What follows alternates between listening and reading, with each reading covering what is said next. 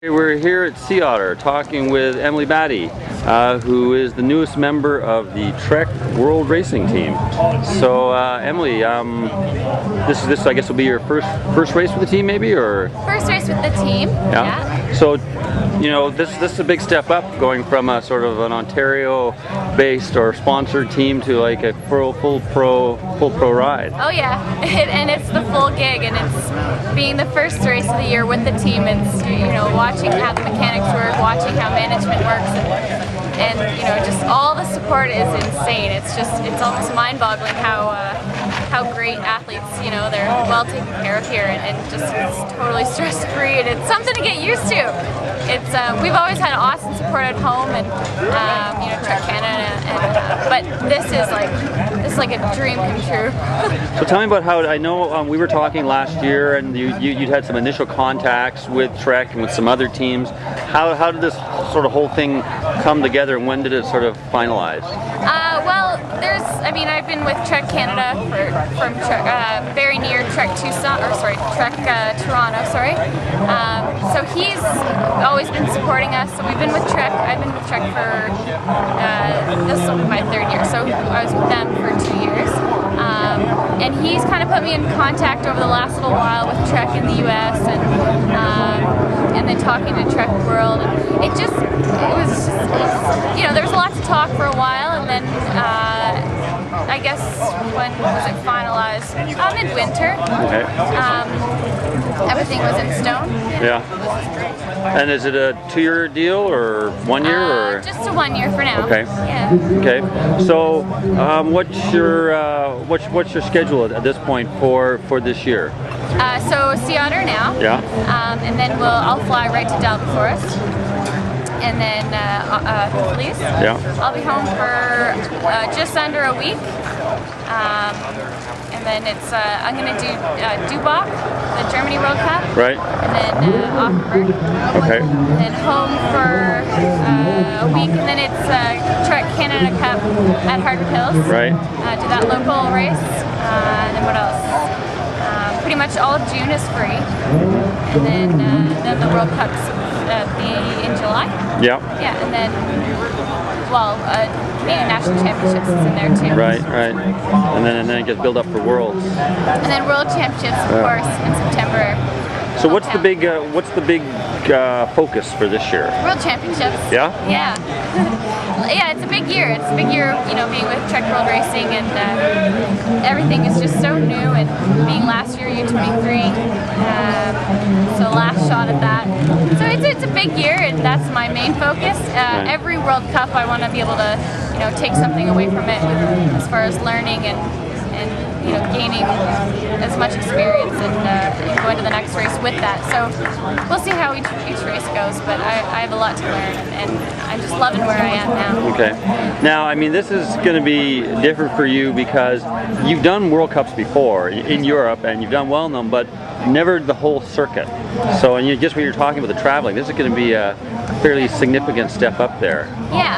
Yeah, there's quite a bit of traveling, which is why we've kind of cut back on races. I think I only have 11 or 12 this year.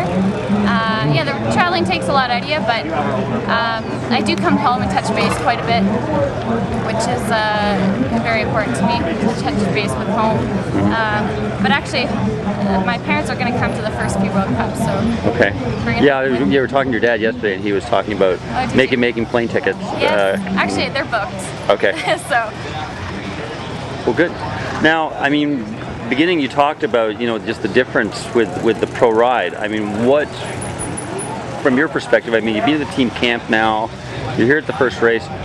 What, from your perspective, what's the big difference moving to like a full pro team? The support. Yeah. Definitely the support. They've created a total stress-free environment. You know, you just kind of, you're here for what you're here for, and that's to race and perform. So that's what they've made, you know, that's made accessible for these athletes. So yeah, just more support. Yeah, and the equipment's all here. really not much you got to worry about other than your training and focusing on the race. And from a racing perspective, from a bike perspective and so on, I mean, were you on pretty much the same sort of top level equipment before, or is there a real difference? Yeah, no, the real difference would be having sets. So I'll have a North American set and a European set, so it'll make traveling a lot easier. Yeah. But I was on the same 9.9 hardtail last year in top fuel, top of the line equipment. So that hasn't changed, but numbers has changed, which makes life a little easier. Now, I mean, just before we were talking, you were off doing a photo shoot with Oakley. Yeah, well, I was over with Oakley getting some new stuff for the weekend. Okay. Yeah. Because we were wondering, does this mean we're going to start seeing you in Oakley campaigns? That's another big thing. I don't know. There's just starting to talk. We'll see how. So there's potential for. Hopefully one day. Yeah. It's a pretty big deal to be, part of Oakley. So as an athlete, that's a very important thing. Yeah. But no deal with Mattel for mountain bike Barbie or anything. Thanks, Rob. Yeah, I didn't. No, but that got a lot of people on my family's end. I'm just referring to last year. We did our April 1st, and we said you signed a contract with Mattel. Mattel Barbie. Yeah. Yeah, I still have relatives joking about that. So thanks. So now this weekend, Sea Otter. They've changed the format. It's no longer that big long loop. It's shorter. Have you had a chance to ride the course? What's your impressions? I did actually. Adam and I were on the course on Thursday. What day is it today? Saturday. Today's Friday. Yeah. Wednesday we were on the course, and I think we were the first to ride it. So it was so rough, but now being 2 days later, they've had hundreds and hundreds of riders going over it, so it's a lot better of a track. So it is a lot shorter, a lot more spectator friendly, which is good. What's it like in terms of, is a lot of, are they long climbs, or is it a lot of short climbs, or what's the course like? You seem to be on the gas the whole time. Mm-hmm. Yeah, you're climbing a lot, and it's rough, so it'll be a tactical race, and I think it'll hold together for, I think, the majority of the race, come down to the last few minutes, the last few corners type of thing. And there's a lot of road section. I think there's 2 kilometers on the track. Okay. So it'll be a different type of race. Yeah, I'm still deciding whether I want the top fuel or hardtail. I'm probably going to go with the top fuel, I think. Just because of the rough track? Yeah. Okay. Yeah. And then there's the short track as well, I guess? Tomorrow. Okay. Yeah. Okay. 2:30. Okay. Yeah. Good. Well, congratulations on joining the pro team, graduating. Thank you. Thanks. And good luck this weekend. Thank you. Okay, we're here at Sea Otter talking with Martin Whiteley, team director for Trek World Racing. Martin, I wanted to ask you a bit about, a new signing for you is one of our Canadian stars, Emily Batty. Can you talk a bit about how that came about and why you were interested in signing Emily? It was actually a year ago here at Sea Otter that it was first pointed out to me what Emily was doing on the under-23 circuit down at the Pan American Championships and how well she did here. So she came up on the radar about that time, and then I vowed to watch her at the European World Cups. Up until then she hadn't had much more than a top 35, so I wanted to see how she progressed, and the first race I really saw her was Offenburg, where she got to top 10, and we got to meet backstage at the podium, and I found her just an absolute pleasure to deal with, work with, very humble, very motivated with her racing. So at that point I started to figure out if there's a way that we could include her in the program. Okay.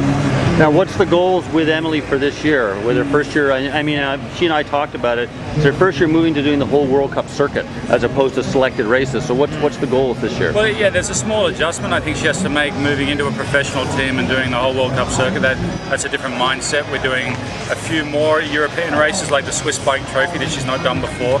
So there's a few more things on her schedule that haven't been there. So there's an adjustment, but all of that is to help her ramp up towards Mont-Saint-Anne. I mean, I think everyone in Canada would love to see her be a world champion on home soil. So we'll do everything we can to help her reach that goal. And as well, there's the under-23 Women's World Cup title to chase, but I think deep down her burning desire this year is to establish herself as a top 10 women's racer, in the World Cup. So all of those goals, we're there to help her achieve them. Okay. So where are you seeing Emily in terms of her strengths, and from your perspective, what you think you can help her improve upon? That's a very good question. I think, what I've found is that she's got a lot of determination, a lot of personal grit and desire to achieve. She's very dedicated, and sometimes you can have very talented athletes, but they don't have that burning desire to win or to achieve, and that can be a bit of a lost cause. So that's already there. We don't have to do anything with that. But I'd like to observe her closely throughout the next couple of races and just see exactly where her strengths and weaknesses are. I think she's very good technically, but she's still young, and in women's racing that can often mean that you don't have the strength, endurance, or the climbing power that she'll probably develop a bit later. But to be honest, she's got a pretty good all-round package. She's, I think, known as a competitor before anything else, and so I'm pretty content just to let her roll through the first few races, and we'll see how she goes. No pressure from our side. Good. Well, thank you very much. No problem.